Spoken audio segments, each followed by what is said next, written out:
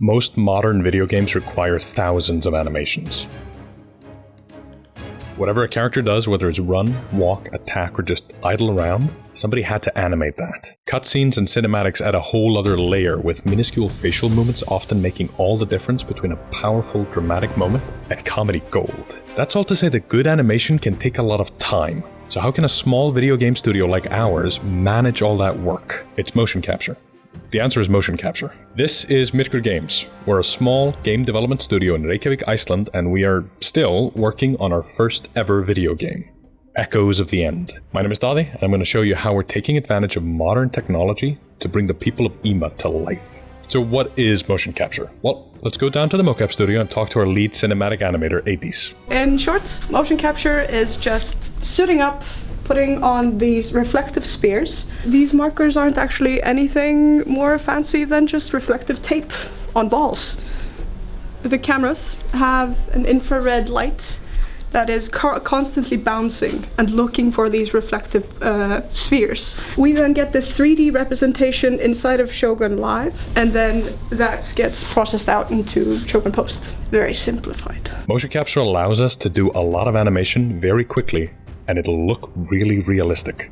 While motion capture itself isn't new, doing it at this small a scale definitely is. Advancements in the software side of the entire production have made it so that we can do the kind of big scale motion capture that huge studios do, but we're doing it with a fraction of the amount of cameras. I think we only have 16 of them. So our studio, for example, only has 16 cameras in a very small space. This data gets processed in Vicon's own software, Shogun. And this just does magic. It interpolates the data from the cameras, processes it live. You can view it via 3D, you can view the bones, you can get really technical if you want, and it fixes most issues for you. And because we're capturing real people doing real things, the animations look realistic. It's all done with our body in the space. This allows us to get to that point where the whole process is as close to what it would be like on a film set or on stage or any other performing arts. And it removes a bit of that sort of digital effect you can get with a lot of CG, basically. And then for us, after we've recorded the footage in Shogun Live, we move on to Shogun Post. The cinematic animators use it to adjust small details of where each of the individual dots are. When we're happy with our work, we move it over to Motion Builder, where we can adjust each individual bone and joint over the course of several keyframes and clean the data in sort of broad strokes. This allows us to get the data looking exactly the way we need it to. Once that's done, we export it, and it's an engine. One of the biggest benefits of not necessarily using the actors is that sometimes we need to make changes on the fly. Booking actors, getting everything done through rehearsing and whatnot takes a lot of time. It takes a lot of prep work, and sometimes we need to make small adjustments, small decisions, small stunts, and for that it's easiest to sometimes just jump into the suit ourselves and do it whenever we need to. Eobard is one of the biggest boss we have in our game. He's really cool. So with motion capture, we're able to get as close to crossing the Uncanny Valley as we possibly can. And it doesn't just help us with cinematics, it helps us with all animation. Combat benefits hugely. Ready.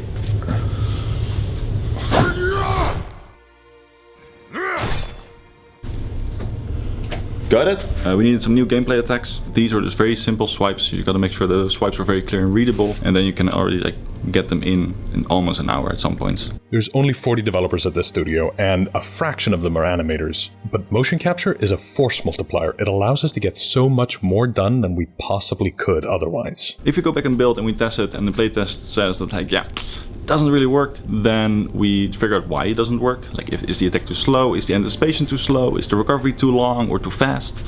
Is it just unreadable at all? We figure that out, and we know hey, we can fix this by tuning up the anticipation or create an entirely different movement if it's just in general just not fitting in the character. And then we just reshoot it and we go again. This allows us to keep working on something until we're happy. Instead of being stuck with whatever we didn't like, we can now go back to the studio and just do it one more time. Convenient thing that we have at Myrkur Games is that this is our own stage, and it's only 500 meters away from the office. Meaning if we just need some extra data, we can just go walk for 5 minutes and we're there. And we can set it up all in an hour and we're good to go. That means that motion capture is a part of our process. It's not a roadblock. We don't come to a point where we need to go motion capture, so we have to go send it out or something. We can literally go down to the studio, record some stuff, test it, try it, and then if it doesn't work, we just go again. So currently we're calibrating the entire room, make sure all the cameras are aligned with themselves on the field as well, make sure that the entire floor is flat.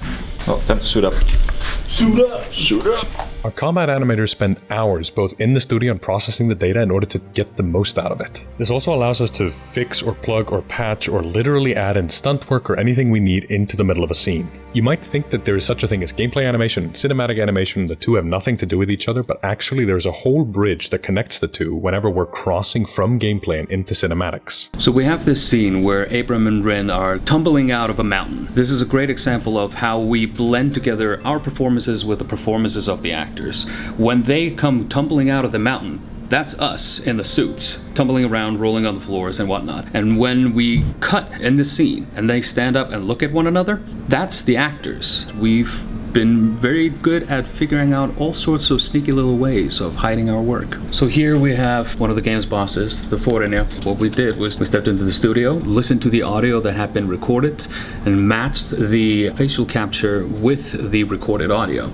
You can see me making all sorts of weird faces here to get the most out of this very bizarre character. Working with actors in motion capture is one of the greatest joys of my job. They come in and it brings the whole story to life. The whole studio becomes this holy experience almost. It's like theater and film set at the same time. Everything we do in those moments is in service to the story. Explosively creative, fun, and artistic. They bring the whole story to life in those moments in the motion capture studio in a way that nobody else could. It's quiet and serious, and it can sometimes get a bit somber when the actors are working with particularly heavy material or particularly emotional scenes. Without the input of these actors, the story would land nowhere near where it needs to. Working with developers in the studio, meanwhile, is a whole other experience. It doesn't matter how boring it is to capture the same animation over and over and over again. We just put on music, have a big laugh about it, and try as many fun variants as we can. And then when we do a good job, we give each other a big pat on the back and it smiles all around. Unfortunately, motion capture doesn't solve all our problems. It would be great if it did, if we could do everything in motion capture, but some things you just have to create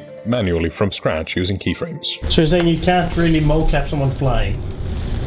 And like breaking through a huge wall. Flying with rope from the ceiling, then we could. There are certain things humans just can't do. Humans can't fly, or fall 1,000 feet, or be a sheep. We have to keyframe animate those things. That means sitting down and literally moving each part of the body limb by limb, keyframe by keyframe, and going through entire sections creating animations by hand. So look at the the sidewalk. Have you? It's completely gone. It's insane. There's seaweed right there on the corner. In front of the doors. We had a mega flood, mega tide, storm wind, and very heavy rain, all in the same period, and like the entire seawall just sort of collapsed. So like half the offices on this side of the building are just covered in wooden panels instead of windows, like boarded up. Thank you so much for watching this video. We'd really appreciate it if you left a like and a comment. And if you think this game looks cool, you can add it to your Steam wish list by clicking the first link in the description below. If you haven't seen our trailer, click on this video here. If you want to watch us photoscan entire mountains and glaciers, click on the video here. If you've seen both and you want to see more, then subscribe and hit the bell to be notified when we release new videos. Thanks again, and we'll see you in IMA.